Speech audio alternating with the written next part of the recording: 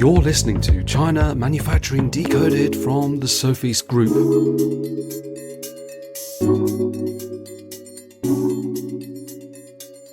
Hello, welcome back to China Manufacturing Decoded. It's episode 226 today. I'm Adrian, and Renaud joins me. We are covering an interesting topic today, especially if you are engaged in developing and manufacturing electronic products, Renaud. Is that right? Yes. The whole topic is about the growing importance of software, right? So when we talk about electronic products, there is a hardware component of it, right? The tangible product. If you say whatever, my phone is an electronic product, I can hold it in my hand, and that's the hardware part of it. The display, the enclosure, the battery, whatever. All these things, even the casing around it and so on. And then there's the software. And actually looking at the phone, versus what phones were like 20 years ago. The smartphones of today are useful mostly because of the software they carry around, right? And the data connectivity and so on, which enables the software. And the basics of, hey, I got a phone and I can get it hooked up, use the RF spectrum and make a call or receive a call, like the Motorola engineers in the 70s, I believe, already could do, right? That is still present, but it's a very, very small part of the features of a smartphone in 2024, right? So basically the idea is that the source of the competitive advantage of hardware products is more and more about software and, less and less, relatively speaking, about hardware. Does that make sense? Yeah, and if we use phones as an example, because you've already mentioned phones, I mean, yeah, okay, we can all identify that, let's say, a Huawei phone is not the same as an iPhone if we just look at them. But actually, hardware-wise, there's probably not a huge amount of difference between those two devices, even though they are made by completely different companies. But what makes the big difference is the software, of course. So yeah, absolutely. Yeah. The software, the general philosophy that's in the software, the apps that are allowed to run on it, and so on and so forth. So yeah, all of that is embedded in the software.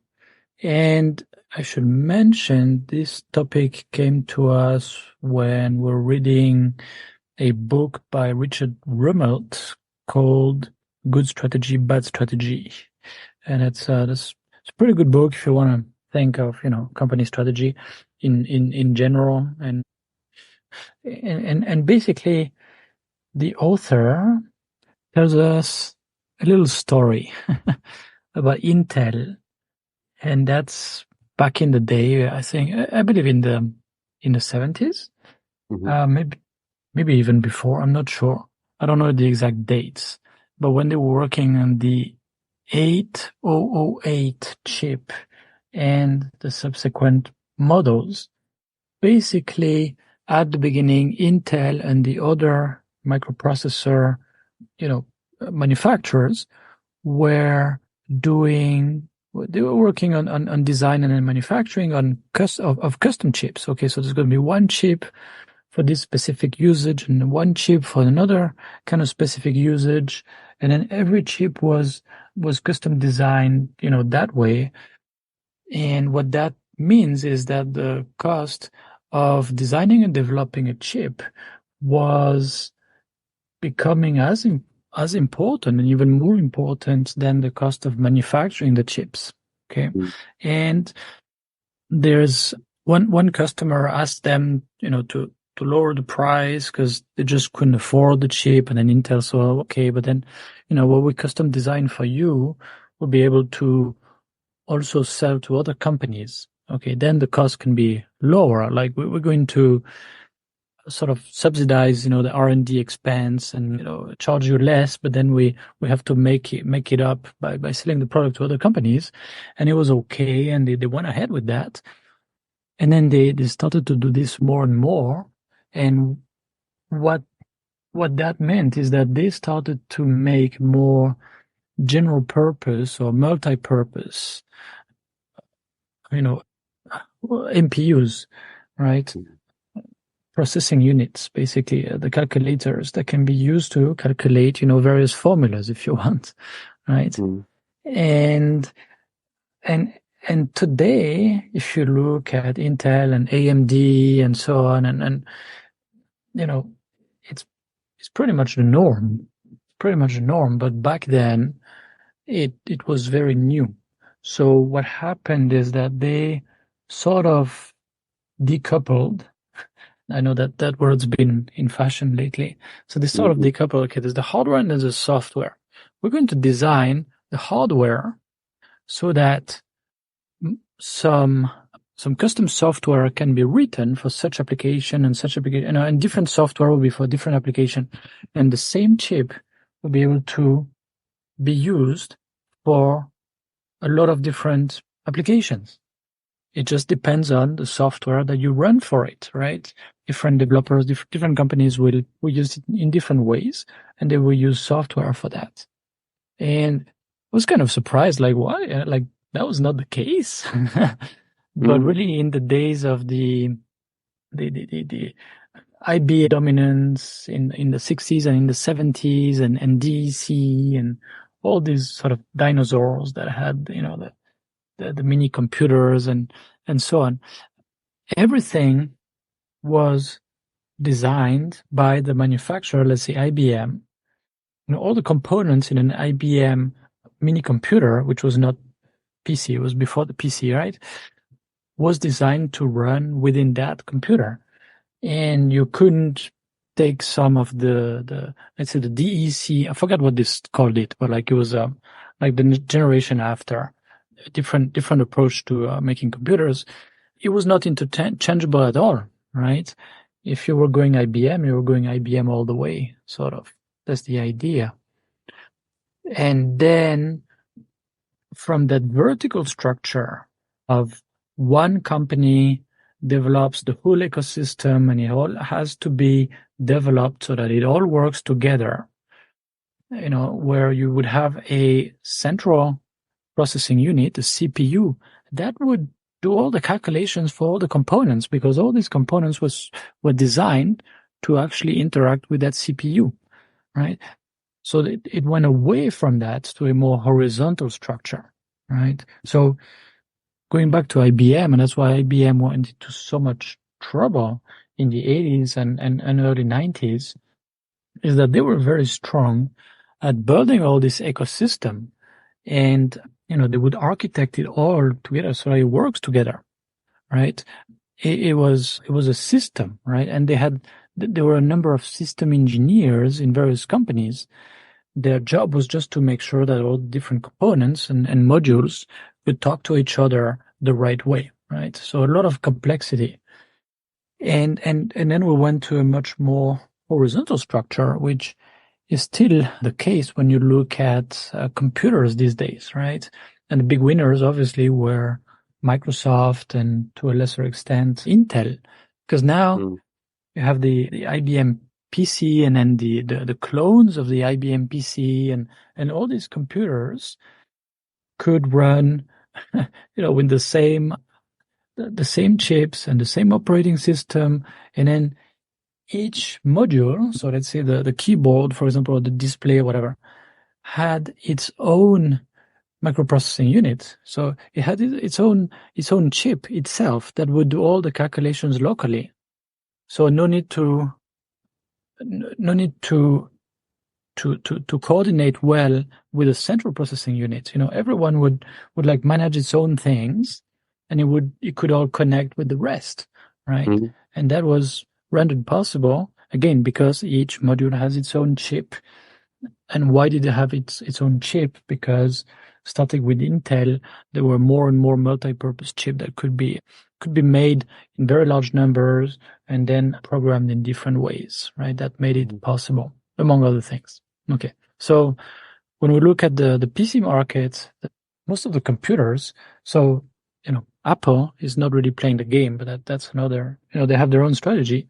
But if I go to a computer store around here, and whether I buy, an HP or a Lenovo or Acer or Asus or whatever I buy here, well, I can still buy, let's say, a mouse. The next shop, I don't even look at anything. It's going to connect. That's horizontal, right? It will work with pretty much any computer and also a Mac, right?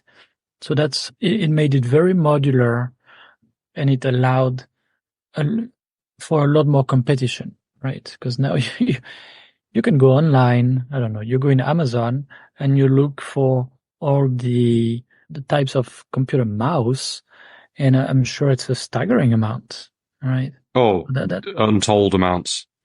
Right. And then you have mouse and you have keyboards and so on. If you go on Kickstarter or Indiegogo, you will see a bunch of projects, just in keyboards, because now you have startups that are thinking, hey, it would be cool to have a keyboard that does this way. And another one say, that way. And this one is going to be like a two-hand keyboard. But there's already some two-hand keyboard, but I'm going to make it a bit different, so whatever. And another one, I'm going to make it beautiful, in wood or something. And another one is going to say, well, I'm going to make it, whatever, with like a LCD screen at the bottom, and all the keys will be transparent. And another one will say, okay, so you have an explosion of choice here. But, well, most of these startups, it's not just about making the hardware, which is, hard enough, but it's also about the software to, what exactly is it supposed to do? How is it supposed to behave?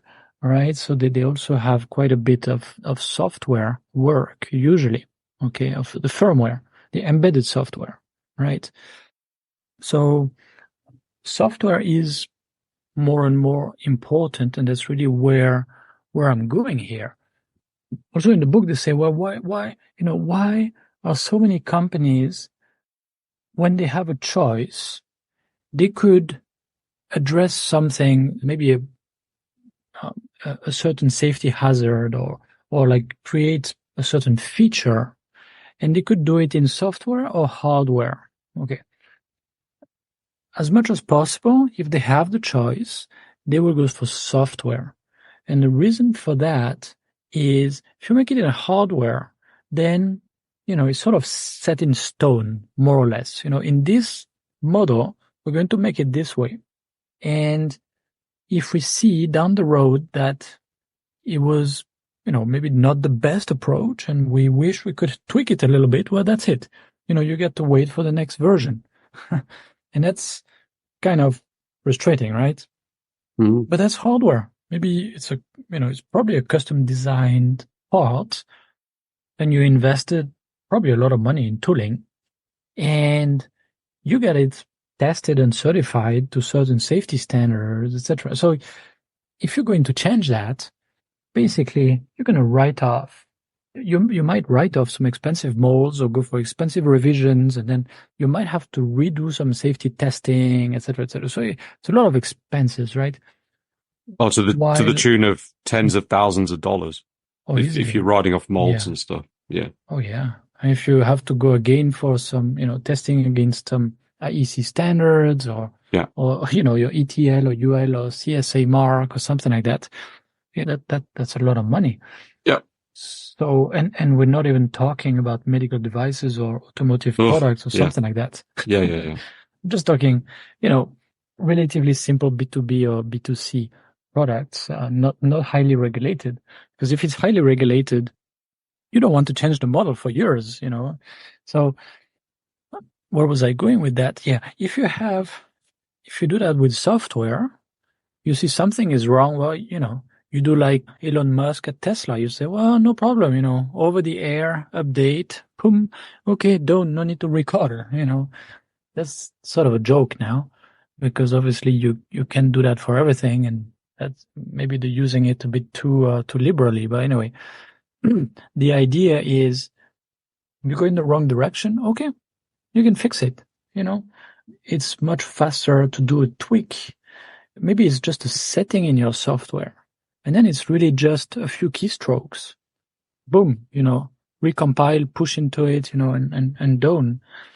Or it might be a few weeks or a bit more than that if it's complicated, maybe a new approach, but still it's usually much faster and much cheaper than changing the hardware. Okay, so it gives you that extra flexibility. So as much as possible, companies tend to do that. So for example, there's a lot of safety, safeguards that are software based. Maybe the most common one for electrical appliances and any product that runs on batteries also is just a thermal cutoff. So you have a thermal sensor which keeps track of the temperature, and then if it goes over a certain temperature, it just cuts the power. Yeah. So the product is not likely to keep getting warmer and warmer, right? And it's the same. Well, for batteries, there's a lot of things like that in the battery management system, right? If the battery, the battery charge goes down to 4%, 3%, 2% at one point, it's just going to cut the power from the whole product and go into complete sleep mode, right? So that the battery itself, the charge doesn't go down to 0%, because when that happens, well, number one, it might lead to a safety hazard. Number two, some batteries, when they are totally discharged, fail to charge again ever, right? So it's like dead, out of the box dead. There's a lot of products like this, a lot of complaints about that. Like, oh, I have my product and I, couldn't even turn it on. Well, stayed too long in the warehouse, and the battery management system did not even, the firmware in the battery management system did not even look at the percentage and did not shut the whole thing completely down or something, right? So there's a lot of examples about that. Now, I was talking about smartphones earlier. If we look at cars, as I mentioned, with Tesla, they're sort of starting from this culture of, hey, Silicon Valley, consumer electronics. Let's just do the same with, 4 wheels and a brake system and an accelerator, So the Tesla sort of the philosophy comes from there a little bit, and you can kind of feel it, but it's how to say, a lot of other car manufacturers are going in that direction, more or less willingly, right?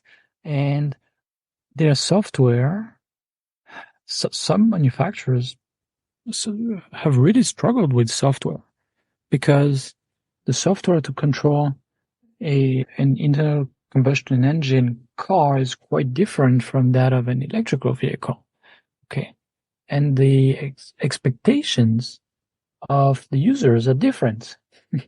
So some of these, let's say, traditional brands had very, very serious troubles with that. Okay. And some of them just said, whatever, let's just go with, what is it, Waymo or whatever, something offered by Google. So at least, it's not going to be crappy. Like, we're not best in the world. We know that. So let's just partner up with a software company that now basically is going to control the whole car. Right? Yep. So that's where more and more of the budget when you buy a car is going to software, and more and more features are controlled by software, controlled directly by software, right? Oh, no doubt. A lot of calculations in the background. And not always welcomed by all consumers, because some people say that with cars in particular, as you're mentioning, in the old days, let's talk about the old days of, I don't know, the early 2000s, all of your functions would be buttons and dials on the dashboard, right? Like turn on the air conditioning, hit a button, turn down the temperature, just wind the dial. Now you have to go to the on-screen display, open up the right section, then hit the right buttons, and all of this while you're driving. And some people say, oh, if only we could go back to the old days. But you're absolutely right. Software is so prominent now in cars in particular. And if we look at Teslas, I mean, people say Teslas are like a giant computer, basically. To be fair, Teslas do have innovative hardware as well, of course. But I mean, there's no car that's more of a symbol of software than the Tesla. Yeah, right. So basically the topic of this episode is why software is becoming more and more of, a source of competitive advantage. Yeah. And from what I see with our customers, they are paying more and more attention to software. And there's several reasons for that.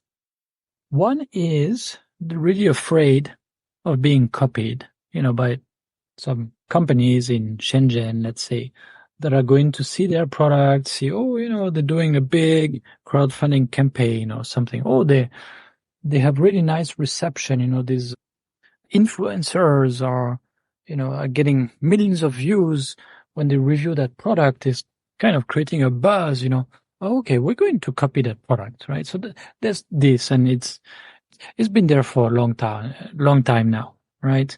Product do some kind of buzz online, and boom, some other companies are going after that.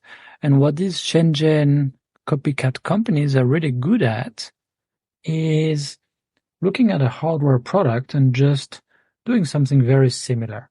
Not 100% the same, but similar enough that people can see, okay, this is, this reminds me of that, is close. But what they're bad at is designing software that really feels like nice software and makes people feel good about the product. They're still, pretty bad at that often, right? So that's one way. And that's why a lot of companies are trying to keep, for example, the mobile app that will run on the user's Android or iPhone. They try to keep that out of China, and they pay a lot of attention on UX and UI design just to make sure, okay, this is user facing and it's got to feel nice and look nice. And that's going to be a source of, differentiation. If there's 5 companies in China that go after my product and they sell it for a third of the price, at least I have that. It's much better than theirs, right? That's one thing. Another thing that people do with software is that they collect the user's information and they try to provide a little bit of a, maybe not personalized service, but they try to make people feel like, okay, maybe like I have an account with this company, they give me some suggestions based on the data and all these kind of things, right? Whereas, it's just a hardware product, whatever. I do whatever I want with it and that's it. No, like I have a little bit of a relationship with the company, right? And that's especially important for companies that sell through some e-commerce marketplaces like Amazon, because you sell on Amazon and you don't know who you're selling to. You're not getting the, email address or anything. So next time you can't send a mass email when you have your next version or a cool new product that goes really nice with the first one. No, these are Amazon customers. These are not your customers, right? So, well, if you sell it, but then you say, hey, there's an app that plays really well with this product and it's going to collect the information from the product and it's going to show you, some data, some trends, something like that. And we're going to give you like some personalized suggestions that are calculated. We have some algorithm about that, and we'll have your data and we can tell you what to do and so on. Well, this way people go to your website and create their account, right?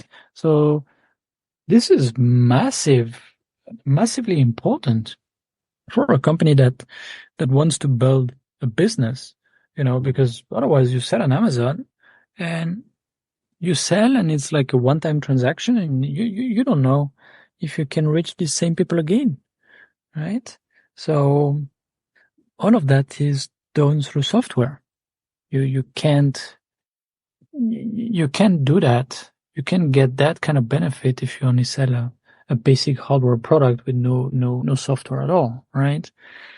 I would even go a little bit further.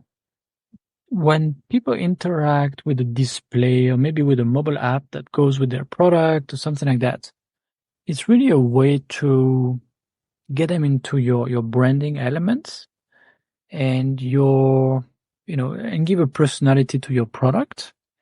That's also an important benefit, I would say.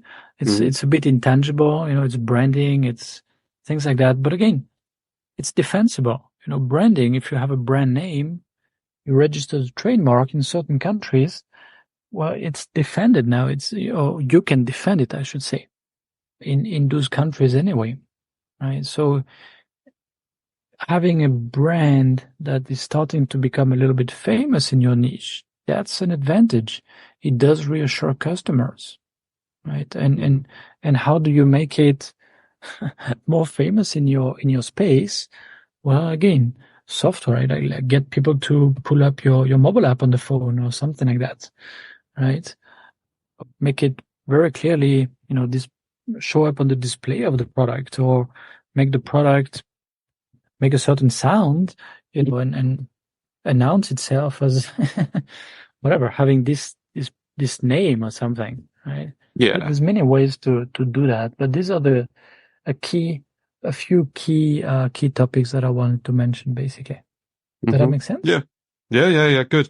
And because so many people are bringing electronics to market, and these very often include software, I mean, I think it is important to make that distinction between the hardware and the software and the importance. No one's saying hardware isn't important, but as you're saying, for a lot of products, is it really the hardware that differentiates the product? If it's also one that uses software, maybe it's more the software these days in many cases. So, yeah. Yeah. So that was the topic today. Hope it was, entertaining or useful somehow. Yeah. Absolutely. And you mentioned the book, which is Good Strategy, Bad Strategy, The Difference and Why It Matters by Richard Rumelt. And I will include the link to that in the show notes in case you want to go buy that from whichever online bookstore you like. Well, yeah. Good book. Yeah. Great. Cheers, Renaud. We'll be back next week. All right. Thanks.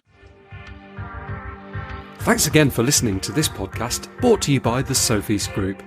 We're on a mission to provide you with everything you need to manufacture effectively in Asia, including inspections, auditing, new product development support, contract manufacturing, 3PL warehousing and fulfillment, and much more across Asia's key manufacturing areas. Visit us at sofeast.com, that's SOFEAST.com, to learn more and get help. If you've enjoyed the podcast today, please do rate, review and share, because it will really help others discover us too.